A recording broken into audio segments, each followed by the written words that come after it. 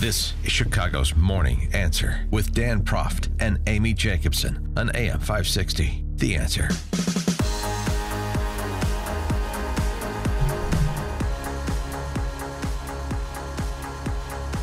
Good morning, Dan and Amy. Over the weekend, you were seeing the worst movie in the history of Hollywood awarded the Best Picture.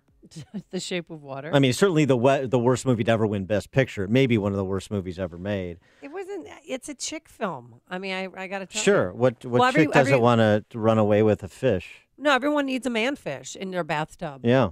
I mean, forget the tank. Then you get gills and you go away with them. Yeah. Forget life's pains. Go swim in the Hudson River. In addition to the Oscar extravaganza, though, on Saturday night, Gridiron Club dinner, Trump did not go last year. He did go this year. This is an opportunity for him to be with the people that he hates. Offer some quips and some self-deprecating humor. Now, it's not televised. Cameras not allowed. So there's no audio. But people reported back, of course, some of the best one-liners. Your favorite? Do you have a favorite? Well, the one that sticks out is the one he made about Melania, with so much people leaving the White House. He said, who's next? Miller or Melania? Yeah.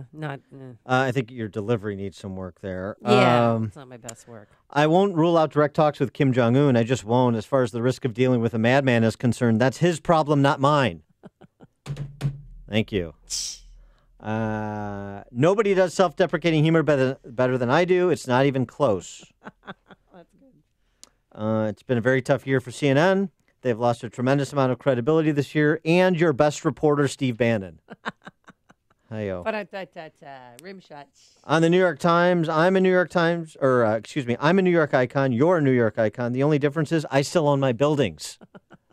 Zing. That is weird. And then finally... Yes. On concern for global warming, Trump suggested he's going to reduce the administration's carbon emissions. We're going to reduce the carbon footprint when we travel by shrinking the press pool, so we're only going to have room for Sean Hannity, Lou Dobbs, and Judge Jeanine. That's good.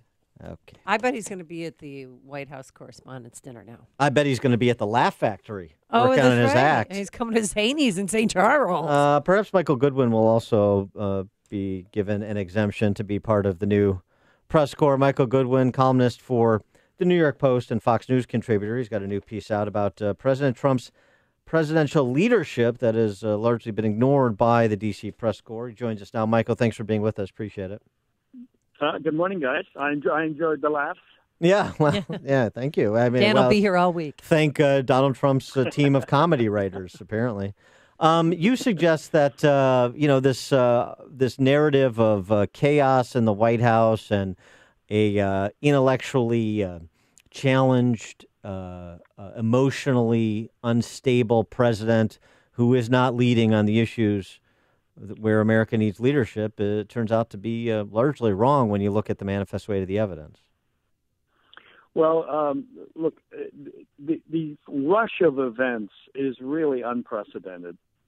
And I think that a lot of people who are not in Washington look at it and wonder what the heck is going on. What do I believe? What's important? And what I try to do in the column is to focus on the big picture, the reasons why I think the president is succeeding in terms of his policies.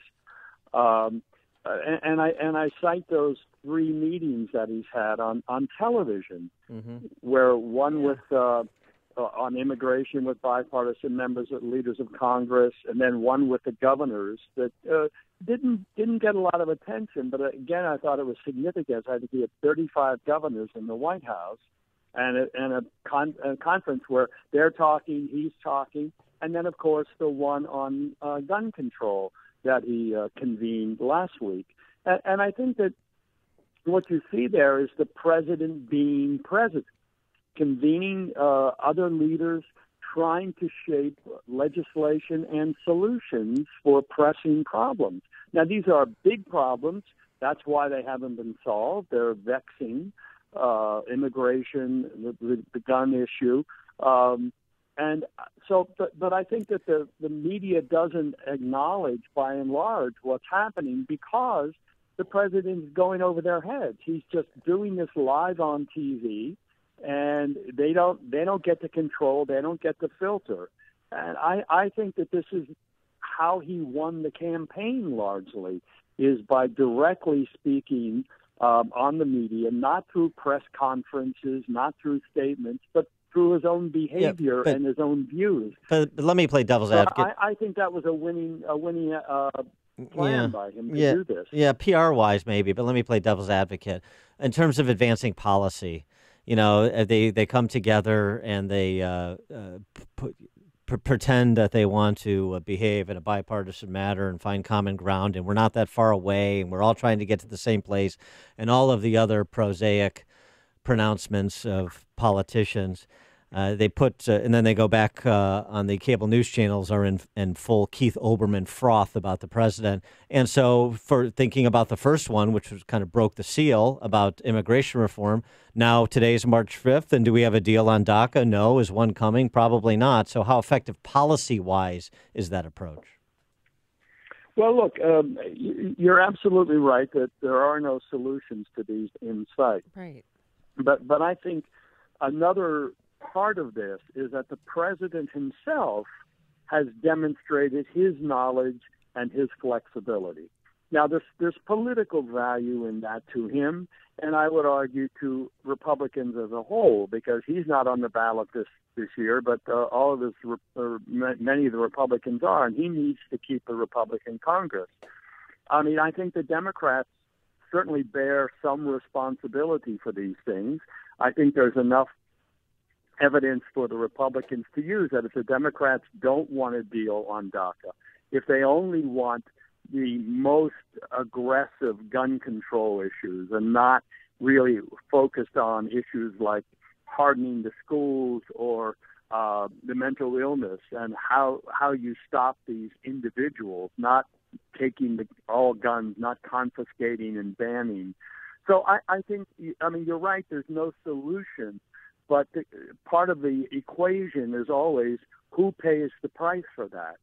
And I think right now the Democrats don't look as solid on these issues as they could if there were solutions. So I think it's up to them also to help craft these solutions. Well, I've loved the transparency, and I've actually been at home while watching cable news while these meeting takes place, whether it's with the governors or with other lawmakers. But sometimes Trump, he speaks before he thinks. And when he talked about taking guns away from the mentally ill, then due process later, how did you process that statement? Look, I think the president thinks out loud in a lot of these things. Mm-hmm. And I think when he sits down later and goes over things, you see him walking back some of that. I tend to think that is just an over-exuberance and rather than a deceptive tactic. I think that when you it happened with immigration. Dianne Feinstein said something like, "Let's have a clean DACA bill," meaning nothing else.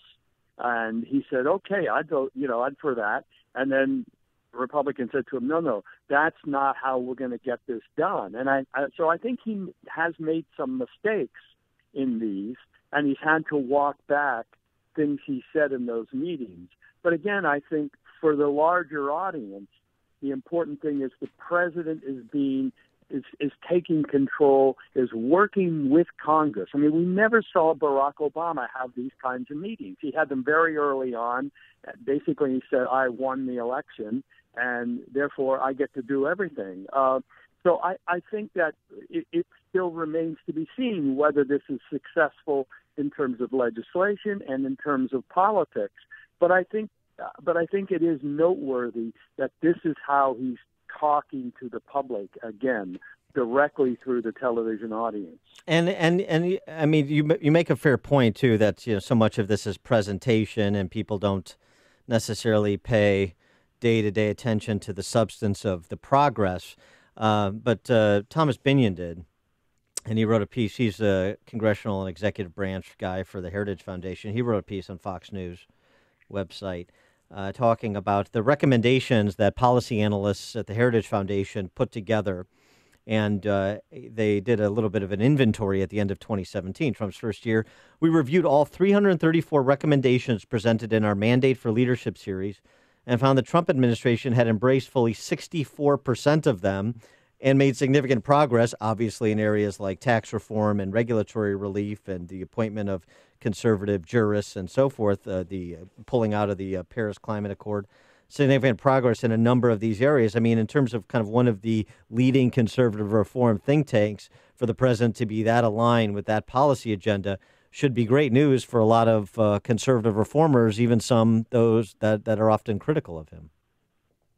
Right. And look, I think that all of these successes have come largely through regulation reform, which the president can do unilaterally, or through straight-line party votes. I mean, Gorsuch essentially was a Republican confirmation, as are most of these other judges, which I think another way to look at all of this is, what are the Democrats up to besides saying no to President Trump? Do they have a strategy for the midterms other than resist, resist, resist? I mean, I don't think that works across the country. It will work in some districts, and they'll probably pick up some House seats.